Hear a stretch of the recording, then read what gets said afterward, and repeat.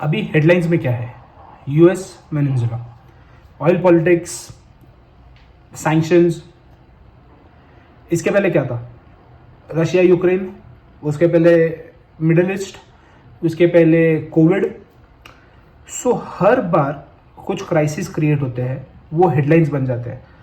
जैसे ही वो हेडलाइंस बन जाते हैं, एक पैनिक, एक फियर इन्वेस्टर्स में क्रिएट होता है, एंड उस पीरियड में, उस पैनिक में बहुत सारे इन्वेस्टर्स अपनी वेल्थ को डिस्ट्रॉय कर देते हैं। बट मैं आपको बताता हूँ, जब भी ऐसे क्राइसिस होते हैं, इट इज इधर an opportunity for you to create massive amount of wealth, और it is a dead end road for you to destroy majority of your wealth. And आज के वीडियो में मैं आपको यही बताऊंगा कि जब भी ये क्राइसिस होते हैं, आप आपकी वेल्थ को कैसे प्रोटेक्ट कर सकते हो और आप एक्चुअल में और वेल्थ कैसे क्रिएट कर सकते हो। पहले एक थोड़ा कॉन्टेक्स्ट ले लेते हैं कि यूएस वेनेजुला में चल क्या रहा है। वेनेजुला सिर्फ एक कंट्री नहीं है, it is a hub for power and leverage. Venezuela has 18% of the world's oil reserves. मतलब इतना ऑयल है उनके पास कि वो सऊदी से भी आगे है, रशिया से भी आगे है in terms of oil reserves. अब जिसके पास ऑयल है, जिसके पास एनर्जी है, they are technically the powerful nations of the world. So US को यही चाहिए था कि वो उनके ऑयल रिजर्व्स पे कंट्रोल कर सके, number one. Number two, Venezuela और यूएस के रिलेशंस काफी समय से अच्छे नहीं थे, and because of that Russia and China were trying to maintain good relations with Venezuela, which of course US did not like, because Venezuela is a very close country to the US. So अगर Russia और China के military station या कुछ भी military actions Venezuela पे होने वाले होते थे या वेनेजुला के आसपास होते थे, it's a direct attack on US, and that is why US would not want any military setup in Venezuela और अराउंड वेनेजुला। इसलिए यूएस को वो कभी एक्सेप्टेबल नहीं होता था, and that is why Donald Trump saw this as an opportunity under the name of dictatorship, drugs and violation of human rights, attacked the president of Venezuela and captured Venezuela's president, and of course directly or indirectly will control Venezuela in the future. अब ये geopolitical चीजें या ऐसे crisis continuously history भी होते आए हैं और आगे भी होते रहेंगे। फिर वो चाहे 9/11 का अटैक हो, रशिया यूक्रेन का वॉर हो, यूरो का डेट क्राइसिस हो, यूरो में जब डेट बहुत बढ़ गया था, मिडल ईस्ट के वॉर क्राइसिस हो या मिडल ईस्ट के क्राइसिस हो, या फिर टैरिफ्स एंड सैंक्शंस हो। तो ये जो जियोपॉलिटिकल चीजें हैं ये होती रहती है, एंड इसकी वजह से क्या होता है, markets in the short term react very adversely, negative react करता है मार्केट। वाई? बिकॉज कोई भी इकोनॉमी को, कोई भी मार्केट को ग्लोबली पीस चाहिए ताकि वो लोग स्ट्राइव कर सके। बट अगर ग्लोबल इतनी अनसर्टेनिटी रहेगी, कोई भी किसी भी अटैक करेगा या वॉर करेगा, then it will always create a panic and unnecessary strain on markets.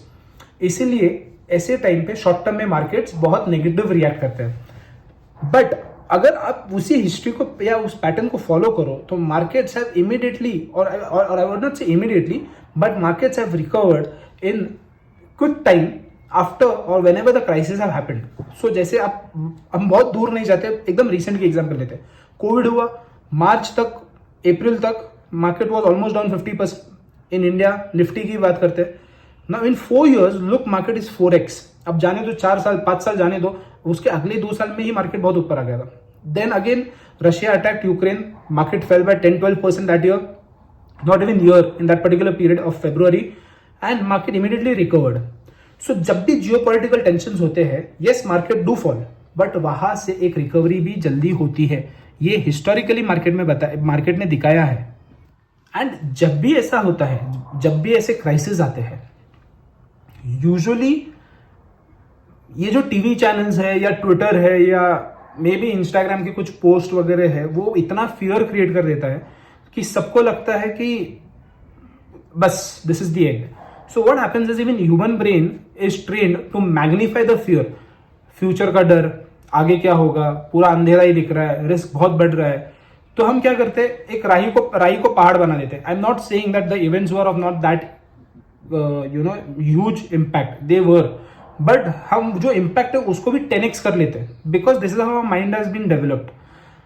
So what I am saying is, yes, these events are big, but those are not that big that the world will collapse. Even during, I remember particularly during COVID, जब market 40-45% down था, we had only one conversation. I was in conversation with a very veteran investor and he said just markets 50% गिर रहे हैं.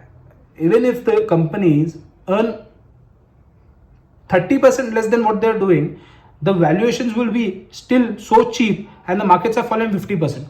So ऐसा नहीं है कि अगर एक साल में रिकवर नहीं हुआ तो जिस हिसाब से गिरा है उस हिसाब से वो बढ़ेगा नहीं.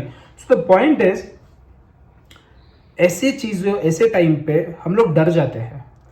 लोगों को लगा था कोविड के टाइम पे यार जीडीपी जीरो हो जाएगा, कमाई नहीं है, घर पे बैठेंगे, क्या करेंगे क्या नहीं करेंगे. जून 2020 से जो रिकवरी चालू हुई है, it has been absolute madness. People have created crazy amount of wealth in the past 5 years only and only through markets. So मेरा पॉइंट यही है कि जब भी ऐसे क्राइसिस होते हैं, stay away from the news channels, India TV, आज तक, जी न्यूज, बिकॉज ये लोग इतना डराते हैं. उनका काम मसाला बेचना है, वो मसाला बेचेंगे. वो लोग इतना डराएंगे आपको लगेगा दुनिया ही खत्म हो जाएगी, but that is not the case, that is not the reality. So stay away from that. Stay away from Twitter or those handles who are, who talk extremes. Left wing, right wing, कोई भी रो, who talk extremes.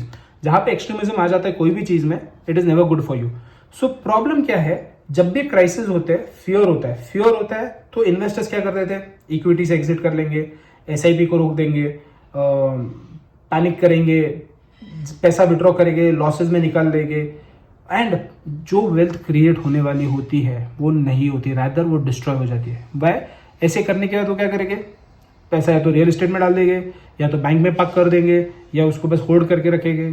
सो हो क्या रहा है, जहां पे wealth वो create होने वाली थी वो हो नहीं रही. ऑन द कॉन्ट्ररी आप निकाल के आप ऐसे जगह पे इन्वेस्ट करो जो आपको लगता है सेफ है, which might not actually be safe or which might not give good returns, and that is why you destroy wealth if you do not understand or if you panic in this situations. Wealth को ऐसे चीजों में wealth को create कैसे कर सकते हैं, simple है. अगर आपका पोर्टफोलियो एलोकेशन सही है, अगर आपके पोर्टफोलियो में डेट है या थोड़ा बहुत कमोडिटीज है, ऐसे टाइम पे मार्केट आपको अपॉर्चुनिटी देता है कि you exit the debt portfolio and invest into the equity portfolio. Number 1. Number 2, do not stop your SIPs. Number 3, again the portfolio allocation is the holy trinity of investment. अगर आपका portfolio allocation सही है तो आपको fear नहीं रहेगा कि market गिरेगा तो आपका क्या होगा. In fact you will find that मैं कैसे इसमें से और अपॉर्चुनिटी कर सकता हूँ, और how I can make an opportunity out of this. Then reallocation. अगर आपके पोर्टफोलियो में इक्विटी एक्सपोजर कम है तो आप वो एक्सपोजर को बढ़ा सकते हो, या आपके कैश आपने होल्ड करके रखा था तो you can invest that cash. ये सब इसलिए पॉसिबल हो सकता है क्योंकि आपका जो साइकोलॉजी है वो अच्छे से आपने बिल्ड करके रखा है वाइल प्लानिंग योर फाइनेंसेस. अगर आपके पोर्टफोलियो में 100% इक्विटी है, आपने इमरजेंसी फंड भी नहीं रखा है और आपका पूरा पैसा इक्विटी में लगा हुआ है, या आपके पास कुछ भी लिक्विडिटी नहीं, सब पैसा इक्विटी में लगा है, मार्केट 50% गिरेगा तो क्या आपका पोर्टफोलियो पॉजिटिव रहने वाला है क्या? कोई भी पोर्टफोलियो पॉजिटिव नहीं रह सकता है. बट ऑन द कॉन्ट्ररी, अगर आपके पोर्टफोलियो में 10, 12%, 15% का डेट है, मतलब आपने बैंक में एफडी के फॉर्म में पार्क करके रखा है या डेट म्यूचुअल फंड्स लेके रखे, 5% का आपके पास कमोडिटी है, you can exit that, you can invest that 20% into equities, and the moment you do it, that gives an added leverage of creating huge wealth.